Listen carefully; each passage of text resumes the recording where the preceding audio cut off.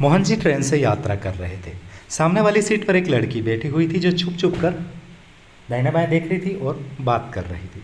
शायद ऐसा लग रहा था कि वो किसी से छुपने की कोशिश कर रही है, वो किसी से अपने आप को बचाने का प्रयास कर रही है। ऐसा देखकर मोहन जी को कुछ अटपटा सा लगा, लेकिन फिर भी सहयात्री है, आप डायरेक्ट किसी को कुछ बोल नहीं सकते हैं। उस लड़की ने मोहन जी से सिम बदलने वाली पिन मांगी। बोला, आपके पास सिम वाली पिन है? तो इन्होंने कहा, हाँ है मेरे पास में। बोला, ठीक है। उन्होंने पिन दे दी। उसने वो सिम निकाल कर दूसरी सिम डाल दी। तो मोहन जी को लगा कुछ गड़बड़ है, ये सिम बदल करके दूसरी सिम क्यों डाल रही है। तो फिर उन्होंने कहा, आप अब आपने नया सिम डाला है तो इस पर आपका वेरिफिकेशन कॉल आएगा और आपको वेरिफिकेशन करवाना है कि आपने किस नाम से सिम ली है और आपका क्या आईडी प्रूफ है। तो वो लड़की ने बोला कि वेरिफिकेशन भी करवाना पड़ेगा। तब तक मोहन जी को समझ में आने लगा कि शायद दाल में कुछ काला है। फिर वो लड़की बोली कि ऐसा क्यों होता है।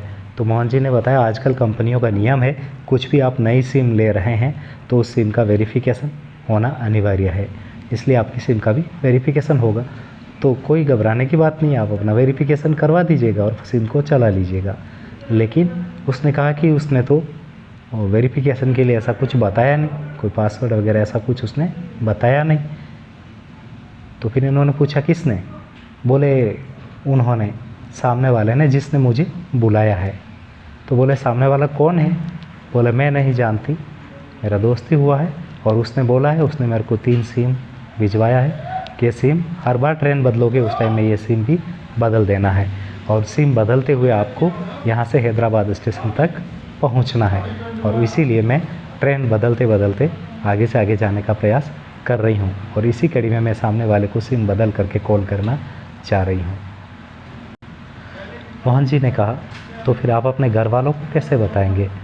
तो उसने कहा कि नहीं, मुझे घर वालों को बताना नहीं है, इसीलिए तो मैं सिम बदल रही हूँ ताकि वो मुझे कॉल नहीं कर सके और घर वालों को नहीं बताना है क्योंकि मैं जिससे प्यार करती हूँ मेरे को उसी के साथ रहना है और उसने मुझे कहा है कि किसी को बताना नहीं है तुम कहाँ जा रही हो, क्या कर रही हो, और सिम बदलती रहोगी तो तुम्हारा कोई पीछा भी नहीं कर सकेगा। मोहन जी समझ गए कि बहुत चतुर लड़के के जाल में यह लड़की फंस चुकी है। फिर मोहन जी ने कहा कि मैंने भी प्रेम विवाह किया है, लेकिन मैंने आपके वाला तरीका नहीं अपनाया था। ट्रेन में बैठी लड़की ने तुरंत कहा, आपने कैसे शादी की? क्या आपने भागकर विवाह किया था या कोर्ट में विवाह किया था? उन्होंने कहा, नहीं, मैंने ऐसा नहीं किया। मैं सीधा लड़की के मम्मी पापा के पास गया और जाके उनसे निवेदन किया कि मैं आपकी बेटी से प्रेम करता हूँ और मैं उनसे विवाह करना चाहता हूँ, लेकिन समाज और सामाजिक नियमों से बंधे होने के कारण उन लोगों ने मुझे मना कर दिया कि हम आपके साथ में हमारी बेटी का विवाह नहीं कर सकते। तो मेरे संस्कार मुझे ये कहते हैं कि नहीं, कभी भी किसी माँ बाप को कष्ट नहीं होना चाहिए, इसलिए मैंने मेरी प्रेमिका को भी समझाया कि हम ऐसा नहीं करेंगे। जहाँ आपके मम्मी पापा कहते हैं वहाँ आपको रहना है, क्योंकि हमें माँ बाप से जीवन भर का रिश्ता, जीवन भर का संबंध बना कर रखना है। हमारा प्यार रहेगा, लेकिन हमारा प्यार पवित्र रहेगा और आपका जहाँ मम्मी पापा कहते हैं, जहाँ माँ पिता कहते हैं, वहाँ पर अपने को विवाह करना है। तो ऐसा ही हुआ, लेकिन भाग्य मेरा साथ दे रहा था।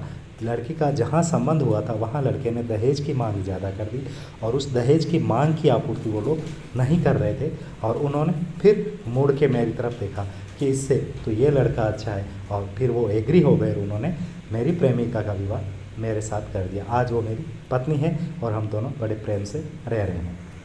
मेरा मानना है कि हम अपने माँ बाप, जिन्होंने वर्षों तक हमें पाला पोसा बड़ा किया और जो चंद दिनों पहले मिला उस पर हम इतना विश्वास कर रहे हैं, और जो हमारे माँ बाप हैं उनके साथ में विश्वासघात कैसे कर सकते हैं। और रही बात ये कि विश्वासघात के साथ ही उस लड़के की क्या गारंटी कि वो हमारा साथ देगा, जो अभी भी हमें तुरंत लुका छिपी करके बुला रहा है। माफ़ कीजिएगा, आपकी जगह मैं होता तो मैं उसका कभी विश्वास नहीं करता, क्योंकि वो जो मुझे धोखा देकर बुला रहा है, सिम बदल बदल कर बुला रहा है, जो मेरे माँ बाप के पास आकर सामने से हाथ नहीं मांग सकता, मैं उसका विश्वास कैसे कर सकता हूँ। यह सुनकर लड़की की आंखें खुल गई और उसने तुरंत जो सिम दी गई थी, पुरानी सिम, वह सभी निकाली और तोड़कर फेंक दी और मुझे कहा कि आपका फ़ोन दीजिएगा। मेरा फ़ोन लेकर उसने अपने पापा को फ़ोन किया और कहा, पापा आप चिंता मत करो, मैं वापस घर आ रही हूँ और मैं सदैव कहना मानूंगी। मैं आप जहाँ कहेंगे वहाँ विवाह करूंगी और आपको सदैव खुश देखना चाहती हूँ। और वो लड़की अपने घर रिटर्न चली गई। मुझे प्रसन्नता हुई कि मैंने किसी माँ बाप के सपनों को टूटने से रोक दिया है। मुझे प्रसन्नता हुई कि किसी लड़की का जीवन समाप्त होने से मैंने रोक दिया है। मित्रों, अगर ये कहानी अच्छी लगी हो तो इसको लाइक, शेयर और कमेंट अवश्य करें और हो सके तो सब्सक्राइब करें। जय हिंद। आपने पूरा सुना, बहुत बहुत धन्यवाद।